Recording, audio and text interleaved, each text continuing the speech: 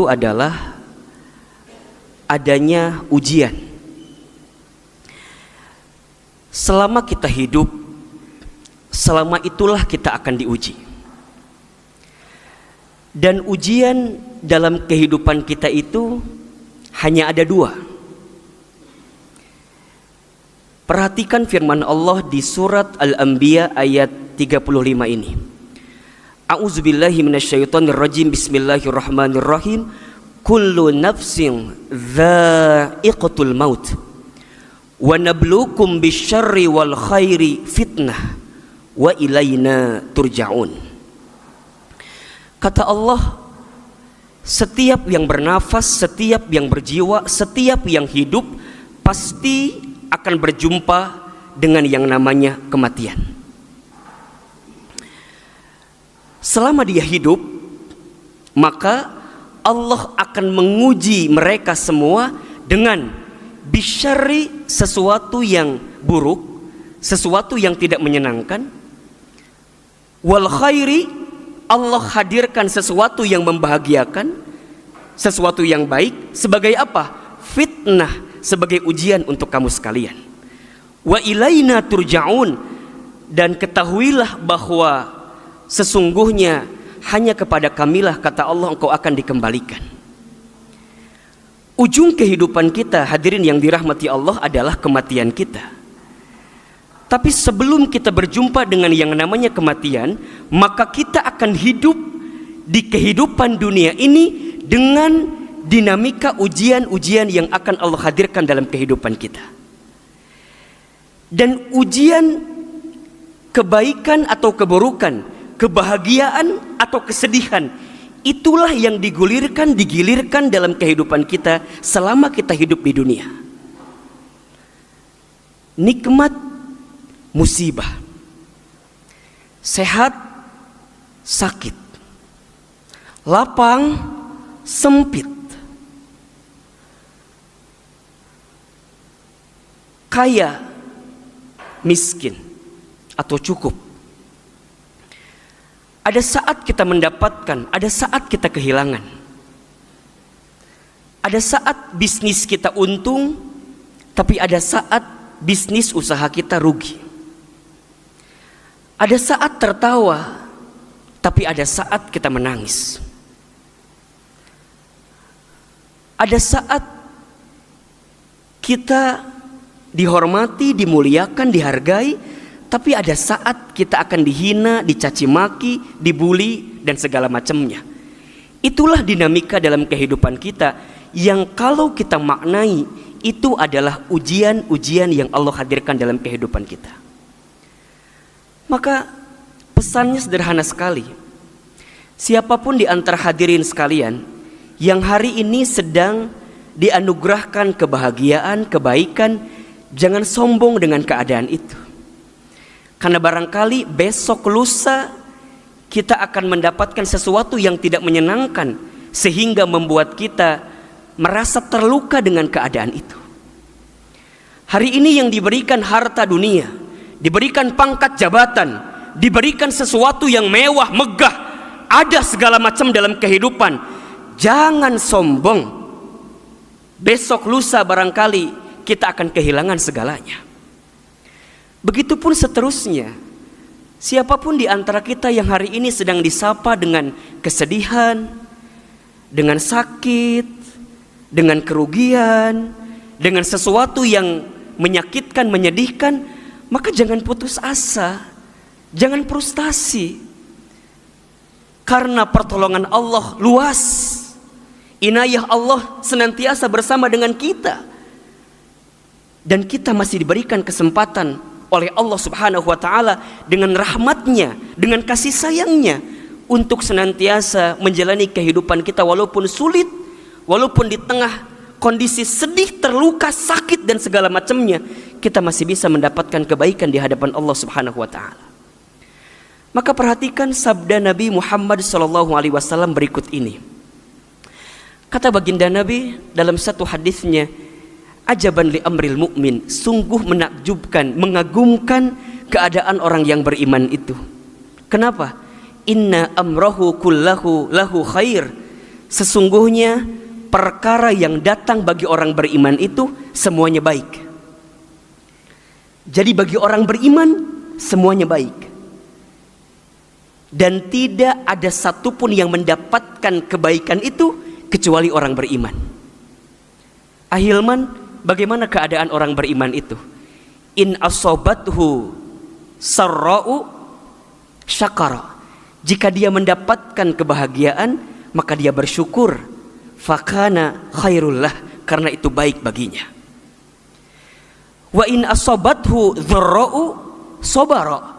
Jika dia mendapatkan kemadorotan, kesedihan, kesulitan, maka dia bersabar. Fakana khairullah, karena itu baik baginya. Itulah sikap orang beriman yang mengagumkan dalam kehidupan. Maka hari ini kita semua sedang berada dalam kehidupan yang penuh dengan ujian. Baik berupa ujian yang membahagiakan, baik ujian yang berupa sesuatu yang menyedihkan. Maka apa sikap terbaik kita agar kemudian kita kuat saat ujian ini? Maka jangan lupa menghadirkan Allah dalam setiap aktivitas kehidupan kita. Saat kita dititipi dengan sesuatu yang menyenangkan, mengembirakan, membahagiakan, ketahuilah itu bukan hanya serta-merta ikhtiar kita, tapi di balik itu ada campur tangan kekuatan Allah yang begitu besar kepada kita. Yang punya pangkat, yang punya jabatan, yang punya karir, yang punya harta meningkat, ingat, Anda hanya dititipkan saja oleh Allah. Kalau Allah mau mencabutnya, bisa, boleh, kapanpun, dengan cara apapun, terserah Allah. Maka mulai katakan hari ini, jika ada yang diberikan sesuatu terbaik dalam kehidupan, jangan menganggap ini gara-gara saya, ini gara-gara aku, ini karena usahaku. Jangan, tapi katakan hadza min fadli rabbi, ini semua datang dari keutamaan Allah. La haula wala quwata illa billah. Kami tak punya daya, kami tak punya kekuatan, kami tak punya kemampuan, kecuali yang menitipkan semuanya adalah Allah subhanahu wa ta'ala. Ingat hadirin yang dirahmati Allah, kita itu dihormati, dimuliakan, dihargai. Satu alasannya, karena Allah menutup aib-aib kita saja. Kalau seandainya dosa, aib, maksiat, kesalahan dibuka oleh Allah, apa yang kita banggakan dalam kehidupan ini? Begitupun seterusnya. Hadirin yang hari ini sedang diuji dengan kesulitan, maka tidak ada tempat bersandar, tidak ada tempat memohon, meminta pertolongan kecuali kepada Allah subhanahu wa ta'ala. Ya ayyuhalladzina amanu sta'inu bis sabri was shalah, innallaha ma'as sabirin. Wahai orang-orang yang beriman, minta tolonglah engkau kepada Allah dengan sabar dan salat. Sesungguhnya Allah bersama orang-orang yang sabar. Kadang kita itu merasa sedang diuji ketika mendapatkan kesulitan dibanding saat mendapatkan kebahagiaan. Saat dikasih sesuatu yang membahagiakan, seolah-olah kita tidak diuji, padahal sebenarnya kita sedang diuji. Selama dengan kebahagiaan itu, dengan kesenangan itu membuat kita semakin dekat dengan Allah, hadhihi nikmah, itu nikmat. Tapi jika sebaliknya, hati-hati, itu namanya istidraj.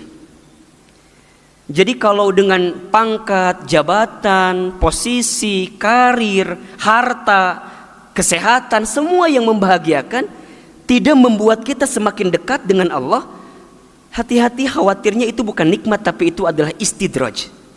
Satu kondisi yang memang menenggelamkan kita, menjerumuskan kita, malah bukan mendapatkan kebaikan, tapi malah mendapatkan keburukan.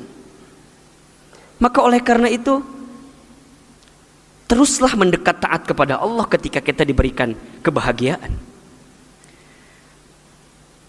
Tapi juga kadang ahilman kita sulit Kadang merasa sedih ketika mendapatkan kesulitan, bahkan kita frustasi, stres dibuatnya.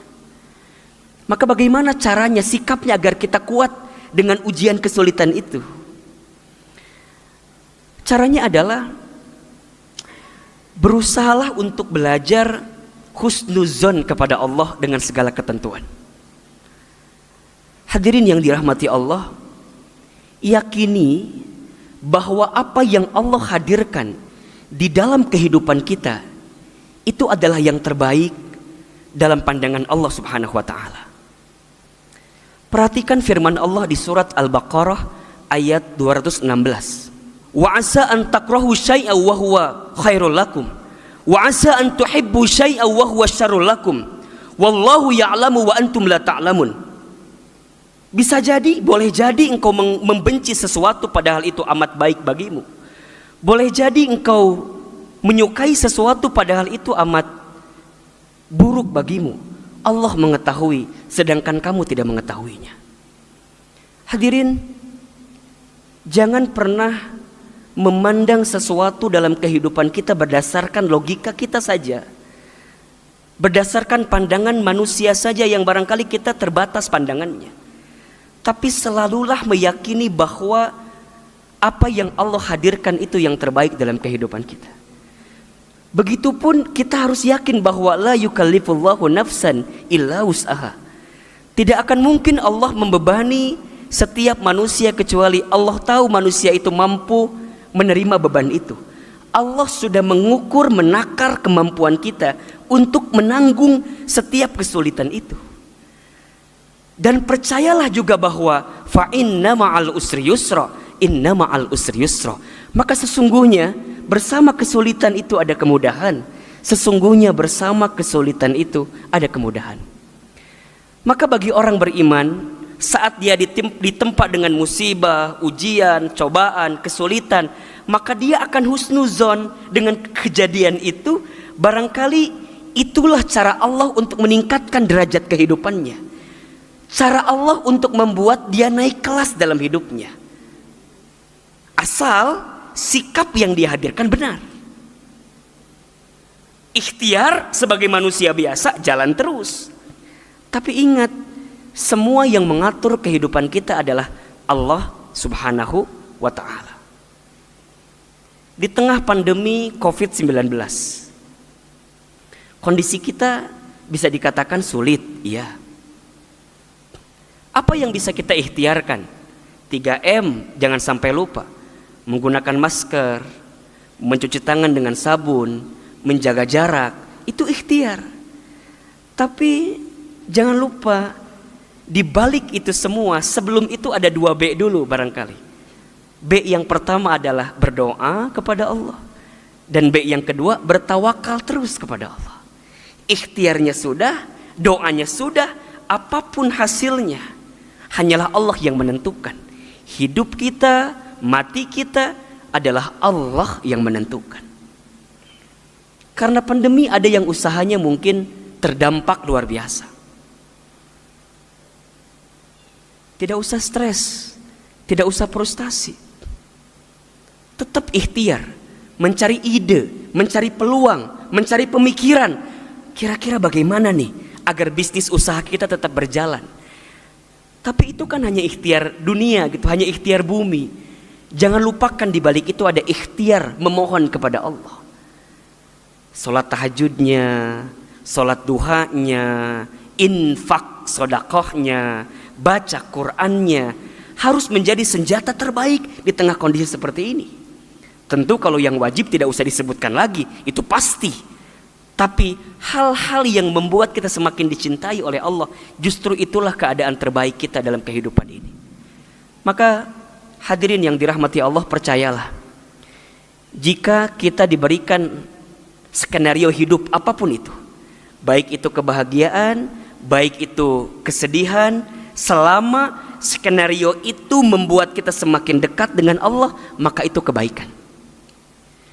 Jika ada di antara hadirin sekalian yang sedang sulit hidupnya, yang mungkin ada yang di PHK, dirumahkan, omset bisnisnya berkurang, dan segala macamnya, ada yang dikasih penyakit dan segala macamnya, mohon maaf, jika dengan keadaan sulit itu membuat kita semakin dekat dengan Allah, membuat kita sujudnya lebih panjang, membuat kita sholatnya lebih khusyuk, membuat kita doanya lebih baik, membuat kita amal solehnya lebih banyak, membuat kita amal baiknya lebih baik dengan kondisi sulit itu, maka percayalah, di situ ada nikmat yang paling berharga yang Allah berikan dalam kehidupan kita.